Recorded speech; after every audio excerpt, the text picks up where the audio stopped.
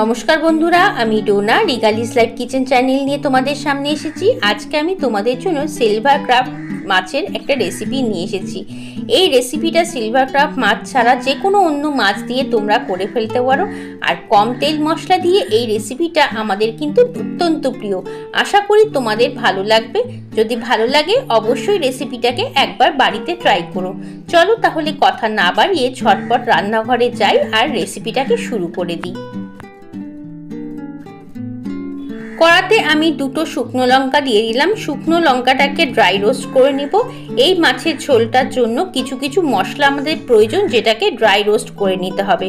প্রথমে শুকনো লঙ্কা দিয়েছি, এখন দু টুকরো তেজপাতা দিয়ে দিলাম। তেজপাতাটাকেও একটু ভালো মতো ড্রাই রোস্ট করে নিচ্ছি। শুকনো লঙ্কা তেজপাতাটাকে ভালো মতো ড্রাই রোস্ট করার পরে এর মধ্যে দিয়ে দিচ্ছি 1 চামচের মতো গোটা জিরে, 2 চামচের মতো গোটা ধনে আর 1 চামচের মতো মৌরি। এখন এই তিনটি উপকরণকে খুব ভালো করে ড্রাই রোস্ট করে নিতে হবে। ড্রাই রোস্ট করার সময় গ্যাসের ফ্লেম কিন্তু একেবারেই স্লো থাকবে। দেখো মোটামুটি 1 মিনিট নাড়াচাড়া করে নিলাম। এখন এর মধ্যে দিচ্ছি 1 চামচের একটু কম রাঁধুনি। এই রাঁধুনি দেওয়ার পরে আমরা কিন্তু বেশিক্ষণ নাড়াচাড়া করব না, মানে গ্যাসের মধ্যে বেশিক্ষণ রাখবো না। এই সময় গ্যাসের ফ্লেমটাকে বন্ধ করে দিয়ে গরম কড়াটার মধ্যেই এই মশলাটাকে একটু ড্রাই রোস্ট করে নেব। ড্রাই রোস্ট করা হয়ে গেলে আমরা এটাকে ঠান্ডা করার পরে একটা শুকনো গুঁড়ো তৈরি করে নেব। দেখো ড্রাই রোস্ট করা একেবারেই হয়ে গেছে। এর থেকে বেশি ড্রাই রোস্ট করতে যাবে না, তাহলে মশলাটা পুড়ে যাবে। আর যদি পুড়ে যায় মাছের ঝোলের টেস্ট কিন্তু একেবারেই অন্যরকম হয়ে যাবে। চলো এটাকে ঠান্ডা করে এটাকে একটা পাউডার তৈরি করে নিই। কড়াতে আমি 4 টেবিল স্পুনের মতো সর্ষের তেল দিয়ে দিলাম। সর্ষের তেলে আমি রান্নাটা করছি, তোমরা চাইলে কিন্তু হোয়াইট অয়েলে করতে পারো।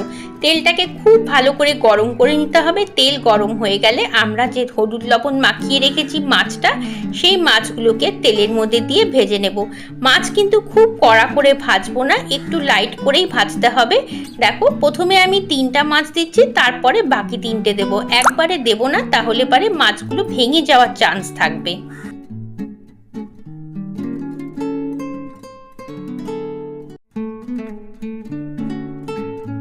সব মাছ ভাজা হয়ে গেছে। এখন যে বাকি তেলটা ছিল তার মধ্যে আমি ফোড়ন হিসেবে দিয়ে দিচ্ছি একটা শুকনো লঙ্কা, আর দিচ্ছি এর মধ্যে 1/2 চামচের মতো রাঁধুনি আর 1/2 চামচের মতো কালো জিরে। আমি একটা কাঁচা লঙ্কাও ফোড়নের মধ্যে দিয়ে দিলাম।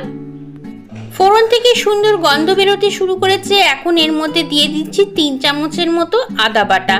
এর মধ্যে কোনো রকম পেঁয়াজ রসুন পড়বে না, আদা বাটা দিয়েই মাছের ঝোলটা হবে। আর দেখো আদা বাটাটা যাতে পুড়ে না যায় তার জন্য সামান্য পরিমাণে একটু জল দিয়ে দিলাম। জলের মধ্যে আদা বাটাটাকে খুব ভালো করে মিক্স করে নিয়েছি। এখন এর মধ্যে দিয়ে দিচ্ছি 1/2 চামচের মতো হলুদের গুঁড়ো। হলুদের সাথে সাথেই এর মধ্যে আমি 1/2 টিস্পুন নুন দিয়ে দিচ্ছি, আর দিয়ে দিচ্ছি খুব সামান্য পরিমাণে একটু চিনি। চিনি কিন্তু দিতেই হবে, চিনি আমাদের এই স্বাদটাকে ব্যালেন্স করবে। দেখো সমস্ত গুঁড়ো মশলাগুলোকে একটু ভালো করে জলের সাথে মিশিয়ে দিলাম। এখন এটাকে আমরা একটু কষিয়ে নেব। আদার কাঁচা গন্ধটা দূর হয়ে গেছে। এখন এর মধ্যে দিচ্ছি আমি যে ভাজা মশলাটাকে গুঁড়ো করে রেখেছিলাম, সেই গুঁড়োর থেকে 2 চামচের মতো। এর মধ্যে সমস্ত মশলা দেওয়াই আছে, সেই জন্য আলাদা করে জিরে ধনে কোনো কিছুই দেওয়ার দরকার পড়বে না। আর এটা যেহেতু ভাজা মশলা, সেই জন্য খুব বেশিক্ষণ ধরে কষানোরও দরকার পড়বে না। সেই জন্যই কিন্তু এর মধ্যে আমি ভাজা মাছটাকে দিয়ে দিলাম। মাছটাকে মশলার সাথে একটুখানি কষিয়ে নিব। এই সময় যদি মাছটা দিয়ে একটু কষিয়ে নাও, তাহলে দেখবে মাছের মধ্যে বেশ সুন্দর মশলার তেলটাও ঢুকে যাবে এবং স্বাদটাও ভালো হবে মাছের। 2-3 মিনিট এইভাবে কষিয়ে নিলেই কিন্তু আমরা এর মধ্যে জল দিয়ে দিতে পারবো। আর জল হিসেবে এর মধ্যে অবশ্যই গরম জল ব্যবহার করবে। প্রথমে সামান্য পরিমাণে একটু জল দিয়ে দিলাম। মশলাটার সঙ্গে জলটা একটু নাড়াচাড়া করে যাতে মাছের মধ্যে থাকা মশলাগুলো সব জলের মধ্যে চলে যায়, সেজন্যই কিন্তু প্রথমে আমি সামান্য পরিমাণে একটু জল দিলাম। পরে ঝোলটা বাড়ানোর জন্য আমি প্রয়োজন মতো জল অ্যাড করব। যেহেতু ভাজা মশলার মধ্যে রাঁধুনি মৌরি আছে, তাই মশলাটার গন্ধটা এত সুন্দর বেরোচ্ছে, সেটা তোমরা যখন বানাবে নিজে হাতে তখন বুঝতে পারবে।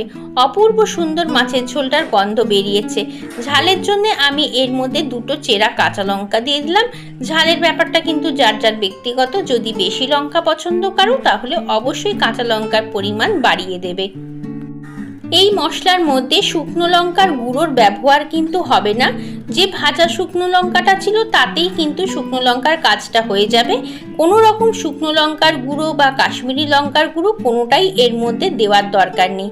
দেখো আমি এর মধ্যে 2 কাপের মতো গরম জল দিয়ে দিলাম। ঝোলটাও কিন্তু যার যার ব্যক্তিগত, যে পরিমাণ ঝোল খেতে তোমরা পছন্দ করো সেই অনুযায়ী গরম জলের পরিমাণটা বাড়িয়ে বা কমিয়ে দেবে। ব্যাস, এখন এর মধ্যে আর কিচ্ছু করার নেই। এটাকে ঢাকা দিয়ে অন্ততপক্ষে 5 থেকে 7 মিনিটের জন্য ফুটতে দেব।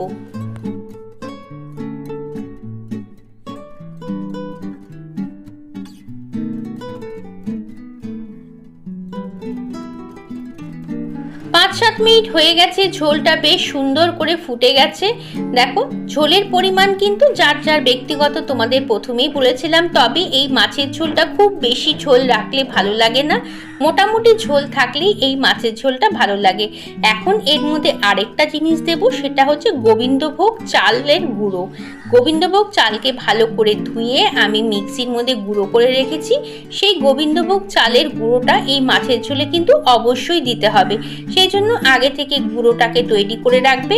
যখন এই গোবিন্দভোগ চালের গুঁড়োটা মাছের ঝোলে পড়বে, দেখবে মাছের ঝোলটা একটু ঠিক হয়ে গেছে আর গন্ধটা অপূর্ব বেরোয়। আমার রেসিপি অনুযায়ী একবার একটু এই মাছের ঝোলটা বানিয়ে দেখো, অপূর্ব লাগবে খেতে। গরম গরম ভাতের সাথে এরকম মাছের ঝোল থাকলে আর কিচ্ছু চাই না। আর হ্যাঁ, যদি তোমাদের ঘরে ধনেপাতা থাকে তাহলে সেই ধনেপাতাটা অবশ্যই অ্যাড করো। আমার কাছে যেহেতু ধনেপাতাটা নেই সেই জন্য আমি অ্যাড করতে পারছি না। এই ঝোলটা হয়ে গেছে, এখন এটাকে আমি ঢাকা দিয়ে স্ট্যান্ডিংয়ে রেখে দেব। 10 মিনিট পরে তোমাদের সামনে আবার আমি ফেরত আসছি। কেমন লাগলো আমার এই সহজ মাছের ঝোলটা? যদি ভালো লাগে অবশ্যই কিন্তু বাড়িতে একবার ট্রাই করে খেয়ে দেখো। এই দেখো তৈরি হয়ে গেছে গরম গরম মাছের ঝোল। এই ঝোল যদি থাকে না, তোমাদেরকে আমি বলছি আর কিছুই রান্না করতে হবে না। দেখবে মাছের ঝোল ভাত হলেই কিন্তু খাওয়া হয়ে যাবে। এই রকম মাছের ঝোলের গন্ধ যখন বানাবে তখনই তোমরা বুঝতে পারবে। কেমন লাগলো রেসিপি? খুবই সহজ, একদমই কিছু বাড়তি উপকরণ নেই।